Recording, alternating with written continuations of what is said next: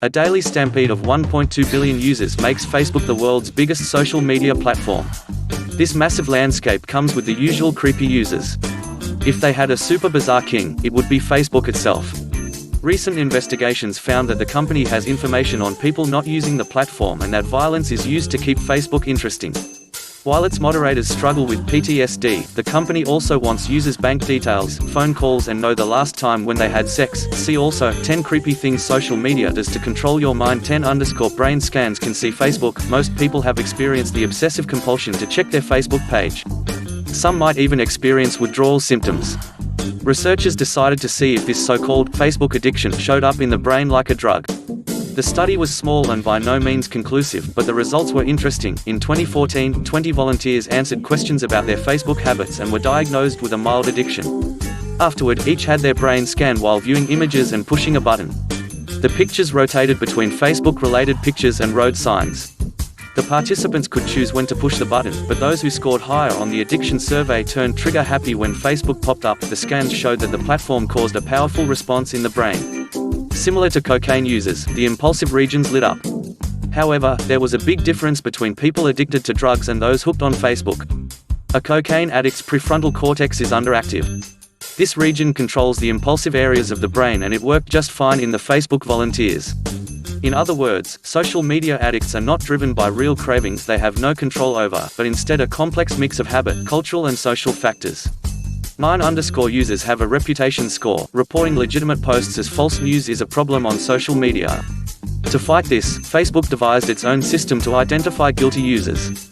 Based on what content they flagged, for what reason and how many times a user pushes the button determines a person's trustworthiness. For some reason, this score only runs on a scale from 0 to 1. The system took a year to design before being implemented in 2018. The main purpose is to find the trolls and bullies. Many people maliciously report content as violations just to get a thrill.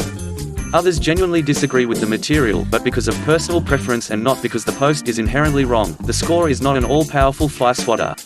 This is merely one tool, used in conjunction with thousands of behavioral clues mined by Facebook to separate the genuine flags from the false.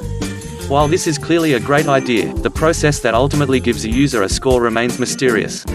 Even more so, how these scores are being used. 8_ shadow profiles. Mark Zuckerberg, chief executive and founder of Facebook, appeared in front of Congress in 2018. During the proceedings, he answered tough questions about user privacy. In addition, he was grilled about shadow profiles collecting data on people who were not even using Facebook. Despite that this issue had been making the rounds for 5 years, Zuckerberg claimed he was not familiar with the term shadow profile. This feature figures out the social circle and contact details of people who avoid Facebook but have friends using the platform. When these friends upload their own phone details, a shadow profile is created for every mobile contact without a Facebook account. Eventually, users with mutual friends give the site a perfect view of their social group. Should somebody with a shadow profile join, Facebook will send them friend suggestions based on their social circle, which, by then, is already known to the company. The idea seems to be a legitimate way that Facebook tries to connect people on the site. Even so, some people might not appreciate any company using their number, after purloining it from a friend's phone, to create a ghost membership for them. 7 secret transcripts. In 2019, a group of third-party transcriptionists broke their silence. Facebook had hired them to transcribe recordings, most of which were voice conversations between Facebook Messenger users. The work was already strange, considering that some of the files contain vulgar topics and language.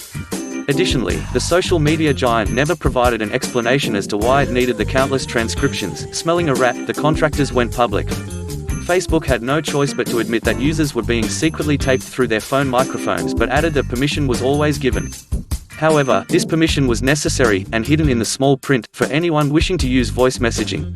When investigators combed through all the policies, they found nothing where users could agree to have their conversations recorded and farmed out to third-party transcriptionists. In other words, Facebook users could not agree even if they wanted to. The company said it ended the project and that the transcription's only purpose was to test Facebook's speech-recognizing AI. This pedestrian explanation, whether true or not, was an admission that user privacy had been violated. 6_ moderators have PTSD. A lot of users ignore Facebook's policy against posting graphic, offensive and illegal content. That is where the moderators come in. Their job is to weed out these posts. In 2019, The Verge published an investigation into their working conditions. The original paper ran 7,500 words and covered an in-depth look at one of Facebook's moderation offices in Arizona.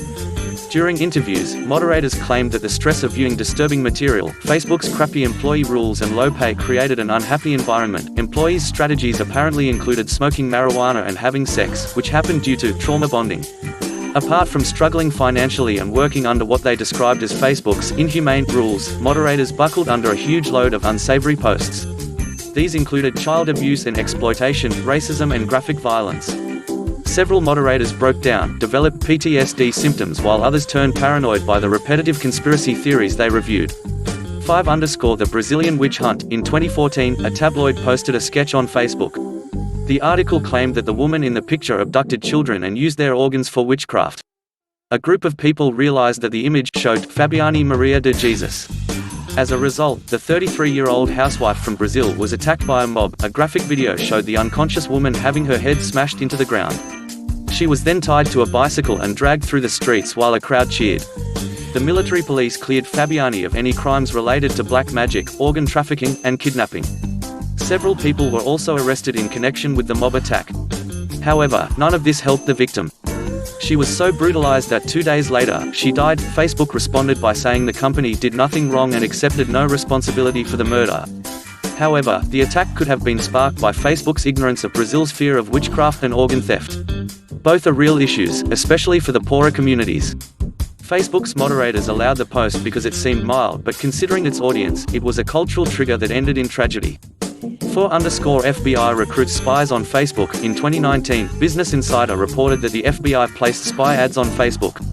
True enough, according to the platform's ad library, the 3 ads went live on September 11th. Despite the auspicious date and the cloak and dagger theme, the FBI was open about their intent. They were holding the door open for Russian informants. When a person feels like giving Putin the finger, they can click on the image. The ad leads the future spy to another website. This page belongs to the FBI's Washington Field Office Counterintelligence Program. A message, written in both English and Russian, informs the reader that the United States uses intelligence on foreign nations to protect its own citizens. Anyone with useful information is invited to meet with the FBI in person. This may seem like a strange suggestion, but the fact is that 99% of Russian spies just walk into the relevant building and start spilling. When asked why they targeted the Russians, the Bureau would only reveal that the vast number of active Soviet operatives posed a security risk. 3_Facebook follows Sex and Periods. Privacy International is a Britain-based watchdog. In 2019, it discovered that Facebook had a creepy habit of following women's periods and the last time they had sex.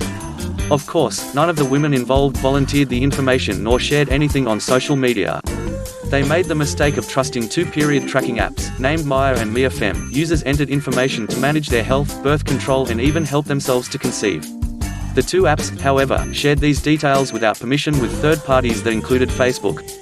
In other words, these third parties knew when the women last had sex or a period, when they were fertile and what birth control they used. The apps started gathering details the moment a user installed and opened the tracker, before any privacy terms were agreed to. The information was passed on through the Facebook Software Development Kit, a product linked to the platform's advertising network. The unauthorized sharing of intimate details can be life-destroying. Experts are concerned that insurance companies and employers could use the information to discriminate against women by denying them leadership roles and making their premiums extra expensive. Why Facebook likes periods is anyone's guess. 2_ an attempt to grab bank details. In 2018, Facebook sidled up to a few banks. The company asked them to turn over the financial information of their clients. More specifically, Facebook wanted to eyeball people's account balances and what they purchased with their credit cards. The Wall Street Journal broke the story and named some of the banks that Facebook approached. They included Wells Fargo, JP Morgan Chase, and Citigroup. In return for the financial data, banks would get featured on the Messenger app. This was enticing. Banks face a lot of competition from companies like PayPal. Messenger has over 1 billion users, which is a massive market and also Facebook's commerce center. Should the app turn users towards using the banks, the latter would get an edge against their competition. Give credit where it is due. Facebook shoved a delicious deal across the negotiation table, but every bank thus far had said, "No, thank you." One bank openly refused out of concern for their clients' privacy, despite promises not to misuse the information. However, Facebook's shoddy track record with privacy does not inspire trust. Least of all the idea that its staff members will eyeball every product or service you just paid for with a credit card. Facebook profits from violence. Brenton Tarrant. Facebook. In 2018, a journalist applied for a job as a Facebook moderator. The reporter took the position at a Dublin-based company called Corporal Resources. This contractor has worked with Facebook since 2010. The undercover investigator was gathering material for a Channel 4 documentary called Inside Facebook: Secrets of the Social Network. The training Corporal provided was based on Facebook's community standards. It soon became clear that not all abuse was created equal. The false employee was told to allow certain offensive posts. The training officer then provided 2 examples. One was real footage of a toddler being beaten by a grown man.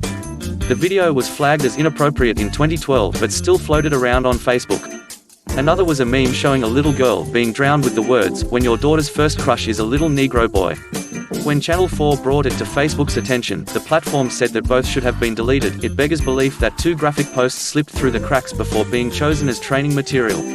Indeed, as much as Facebook protested that users were not being lured with violence to bolster their numbers and add revenue, a corporal trainer told the journalist, "If you start censoring too much, then people lose interest in the platform.